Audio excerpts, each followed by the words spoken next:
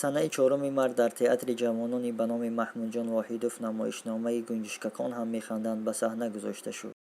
ғайриихтиёр аксари тамошобинон бо ашкҳои резон аз толор берун шуданд. имрӯз намоиши Гунҷишкакон ҳам механданд ворид гаштем, тамошо кардем. хеле физои маънавӣ гирифтем. намоиш ҳарф надошт ва бозии ҳунармандон он гуна самимӣ буд, ки ҳар куҷое мо худро дар ҳаёти ана ҳамон муҳите эҳсос кардем, ки имрӯз мо намоиш дидем. барои ман аслан вазминтар буд барнома. хело ашк рехтем, ҷавон ҳастем. сабаби бардошти ман аз ҳамин намоишнома ин буд, ки ҳоло ки падару модарам дар қайди ҳаёт ҳастанд, то метавонам ба қадри онҳо бирасам, онҳоро хушбахт гардонам, то ин ки кор аз кор нагузарда ва пушаймон нашавам.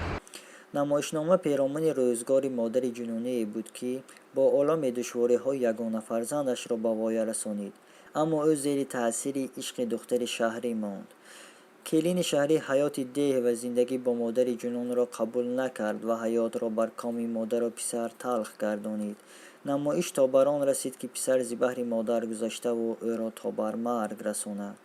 тамоми мухлисон, тамоми толорбудагӣ гирья карданд. мо як ибрате гирифтем, ки мисол ҳар яке мо метавонем, ки ба қадри модарамон ҳолиам дер нашудааст бирасем. нақши модарро ҳунарманди шинохтаи театр ва кино Мавлона Наҷмиддинома пуртаъсир ва моҳирона офарид.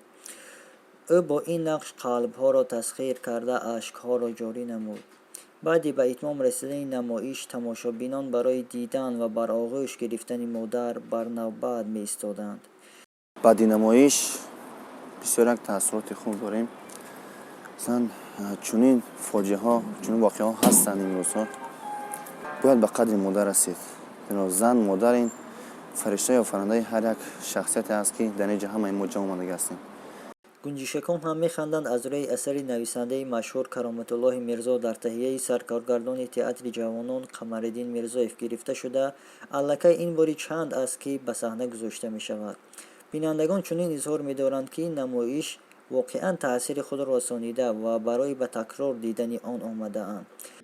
маълимаи азиз, мақсади намоиш шумо муайян буд, аниқ буд, аммо бозидани ҳамин рол барои шумо чӣ қадар мушкилӣ офар буд? саломат бошед. аслан ҳар нақше ки ҳунарманд меофарад, ин ба монанди тавлид кардани тифл аст. яъне тифла тавлид кардан хеле мушкилиҳо дорад, хеле душвориҳо дорад. ҳаст ки бо амри парвардигор масалан тифл нест мешавад, ҳаст ки бо амри парвардигор модар аз дунё рихлат мекунад. яъне нақшам ҳамин хел аст, ки вақте ки тавлид мекунӣ намедонӣ, ки зинда мемонад ё не. ва ин ҳам мана даъват кардан аз театри давлатии русӣ ба номи Владимир Маяковский маҳз барои ҳамин нақш бозидан. дар ин нақш ҳунарпешаи дӯстдоштаи мову шумо Раҷабгул Қосимова буданд ва аз сабаби вазъи саломатиашон он нафар худашон пешниҳод карданд, ки Мавлоная даъват кунед. яъне Мавлона бояд ки ҳамин нақша бозӣ кунад.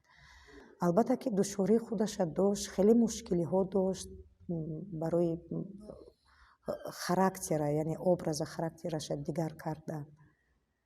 акнун намедонам то куҷо аз уҳдааш баромадам. ин албатта ки тамошобин баҳо медиҳад. як нафар баъди ҳар вақте ки намоишан пешкаши тамошобинон мегардонем, албатта ки меоянд баъд намоиши гузашта як нафар омад гуфт Мавлона нахуд ки дар зиндагӣ мо ҳамин гуна бошад. гуфтам аз инам бадтараш аст, аммо мо шумо намедонем. яъне аз ин бадтараш аст, ки фарзанд модараша мекушад. намедонам агар ҳамин хел рафтан гирад то ба куҷоҳо мерасед. яъне фикр мекунам, ки ин як дарси зиндагӣ бояд барои ҳар як тамошобин бошад. одам пир ки шуд, ҳатто дар ҳамин намоиш ҳам ҳаст, ки пири 10 бача یعنی آدم پیر که شد و مانند همون طفل نوزاد می شود، می تواند که یک کمی کاستگی در عقل پیدا کند، یک گپ چند بار تکرار کند، چیزی که یک جا می گذارد چیزی گذاشتهش فراموش می کند، نفری دوست، یعنی نفری فرزند خودش در نظر دارد، فرزند خودش دوست می برورد و بعدا با وقتی که هوشش به سرش میزند از فرزند، این من با چشمان خودم دیدم، از فرزند باز عذر میپرسد. یعنی درس است برای همه، حتی برای من خودم. شکر خداوند که مادرم زنده و سلامتند و بسیار چیزاش از مادر خودم آموختم. هر دفعه که به دیه به عیادت مادر میرم، ششتن و خستن مادرم میبینم، گپ زدنش میبینم، یعنی فرزندای در راه دور بودنش، گریه کردنش میبینم. یعنی هیچ، نه فرزند، نه اکا، نه دادر، نه اپا، نه خواهر، یگان کس اینقدر مهر و محبت نسبت به فرزند پدر ندارد از اونه که مادر دارد. یعنی مادر همه وقت چشم انتظار فرزند است. مادر همه وقت، هیچ نفر اگر منتظرت نباشه در خونه، حتما مادر منتظر است. بعد خداوند آفرنده مادر است، باید که احترامش دانیم. وقتی که بعد از دنیا رحلت میکنن، اون وقت بعد انگشت پشیمانی میگذیم که دیگر سود ندارد. حاضر که زنده هستن باید که حاضر به قدرشون برسیم. حاضر، یعنی یک مطلب هست که پدر و مادر خوک شد، خوب بانی کن. یعنی خوک بانی نه، خوب بانی کن. باید که احترامشون به جا آوریم. از بچه‌هایی که نزد شما آمدند و گریستند به آنها چه توصیه داده؟ ما دیدیم که بی‌نهایت به نوبت حتی ایستادند.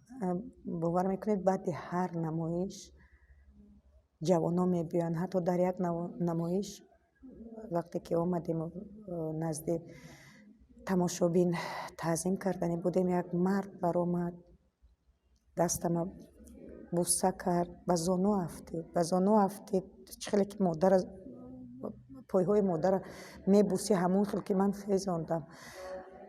مردی تنومند جوسمند منی میدک آغوش گرفت، همین قدر گریه میکند که اعضای بدن اون میلرزد، از این طرف اعضای بدن من. و همون روز بعد این نمایش من خودم حس کردم که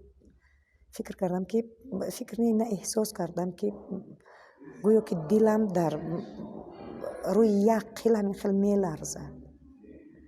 میدونم که به سلامتی خودم هم ضرر دارد این چیز.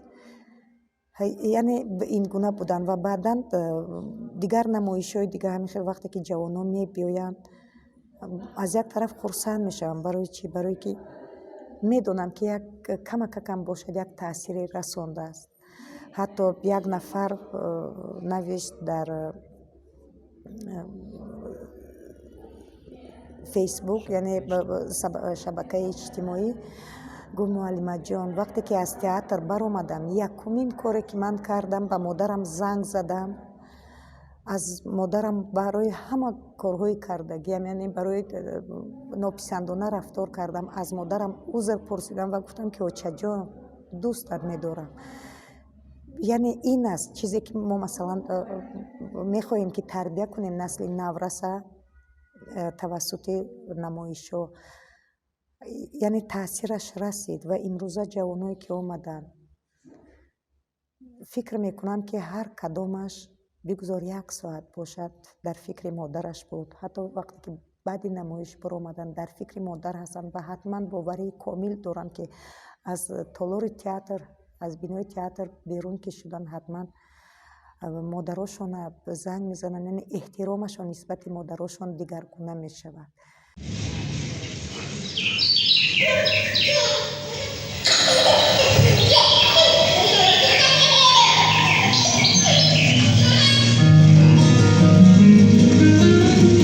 شوم بدبخت هر که آزارد پدر، یا که با مادر سخن گوید بقر. در جهان البته او رسوا شود، هفت در این دوزخ برویش وا شود. آگدان